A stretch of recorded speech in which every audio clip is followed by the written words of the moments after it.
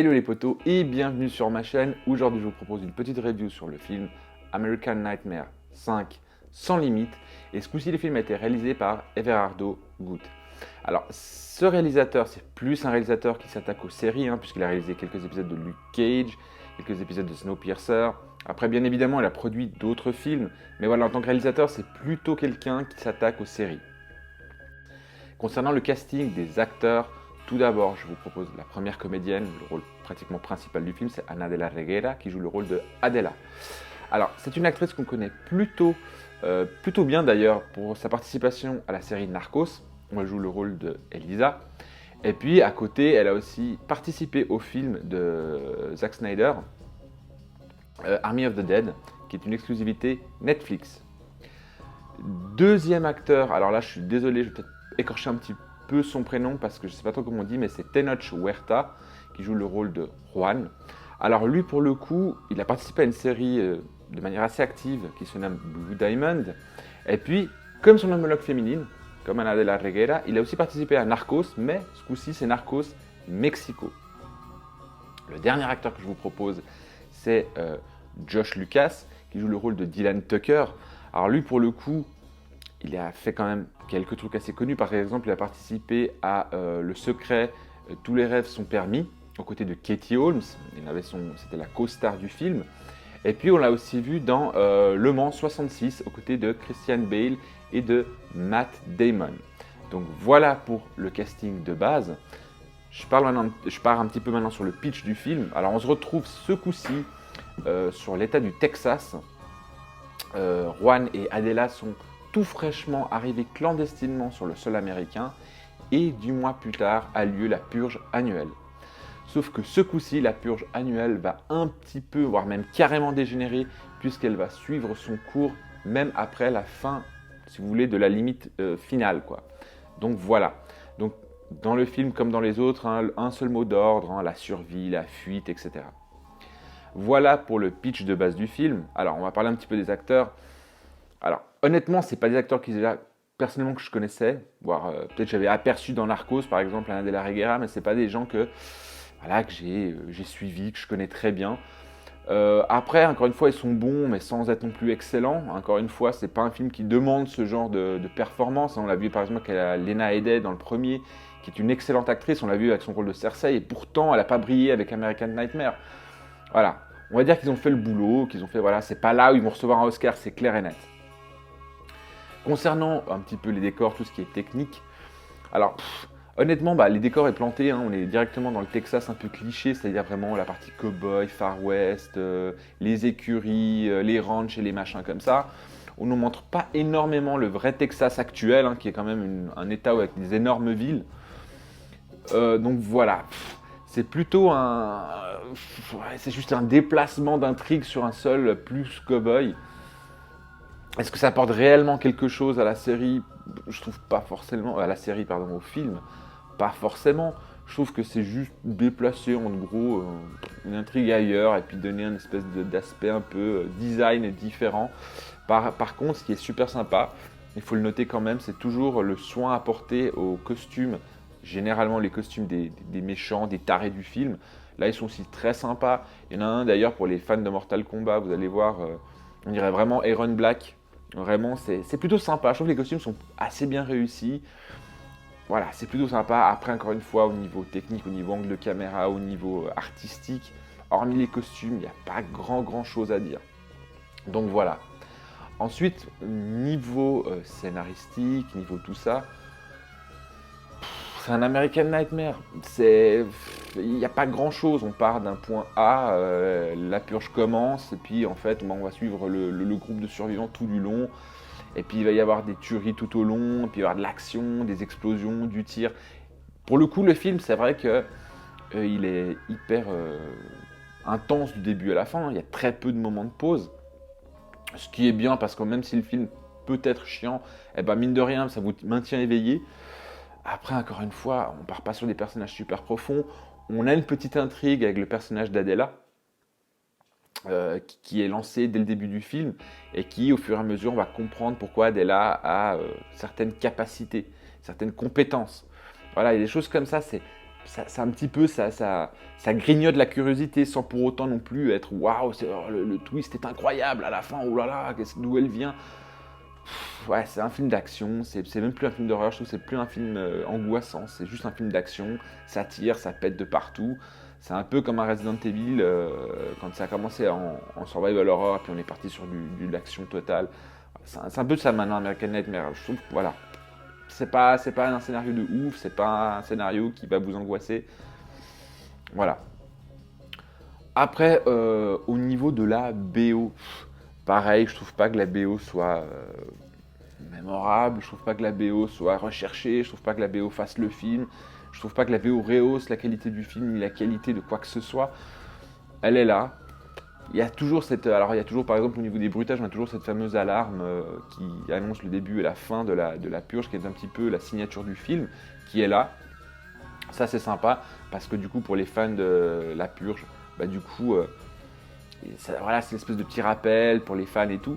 Après, niveau musical, niveau bruitage, il n'y a rien d'extraordinaire. Ça reste un film d'action pur et dur, pur et simple. Une purge de plus, rien d'extraordinaire. Donc au final, ce que j'ai pensé du film, bah, c'est un film qui se laisse regarder. Ça, il n'y a pas de problème, il se laisse regarder. Maintenant, pour les fans du film American Nightmare ou The Purge en anglais, ils vont pas se dire oh là là, ça rapporte énormément d'éléments supplémentaires, oh là là, on a une autre vision de la purge, oh là là, on part sur des origines, on part sur du plus tard, on part sur une espèce comment dire, de déviation de ce qu'est la purge en général. Hormis le fait que ça dégénère suite à la purge, on avait déjà un petit peu vu ça pour ceux qui ont vu la série, dans la série. Donc je trouve qu'au final, il n'y a pas grand-chose, si ce n'est que c'est dans le détail du Texas cette fois-ci qu'on est vraiment dans la partie très cliché du cow-boy, du machin, du truc du chouette. Et puis, si ce n'est aussi ce qui est un peu sympa aussi, c'est qu'Everardo Guth a mis un peu en avant un aspect politique, hein, avec toute cette histoire de clandestins qui arrivent sur le sol américain, avec les radicaux qui veulent expulser les... Donc il met quand même un petit peu de la politique au milieu. Est-ce que c'est bien amené? Pour un film comme celui-là, oui, c'est bien amené, parce qu'on voit bien quand même qu'il y a énormément de radicalisation aux États-Unis, surtout au niveau du Texas par rapport à ça. Après, voilà, ça reste un film d'action, c'est pas un film qui raconte quelque chose, c'est un film qui fait juste du boum boum bam bam, et puis voilà, vous en avez pour votre argent, et terminé. Donc est-ce que je vous conseille d'aller le voir? Si vous avez rien à faire, oui, pourquoi pas. Si vous êtes fan de la saga de American Nightmare, ouais, mais encore une fois, vous ne reconnaîtrez rien de plus. Et puis pour les autres, je vous conseille carrément de passer votre chemin, parce que c'est pas vraiment un film qui mérite qu'on se déplace au cinéma pour ça. Donc voilà. J'ai fait un petit peu le tour de ce que je voulais faire, hein. Alors, si ça vous a plu, vous savez déjà quoi faire, hein. Vous vous abonnez à la chaîne, la petite cloche de notification est toujours là pour ne pas manquer mes prochaines vidéos. Vous pouvez aussi mettre un petit pouce, ça aide toujours bien la chaîne. Et bien évidemment, les commentaires sont là, j'y répondrai sans hésiter et promptement. On va passer maintenant à la partie spoil en 4 points. Pour ceux qui veulent rien savoir et qui veulent garder la surprise, je vous dis déjà bye bye. Et pour les autres, on se retrouve après l'alerte.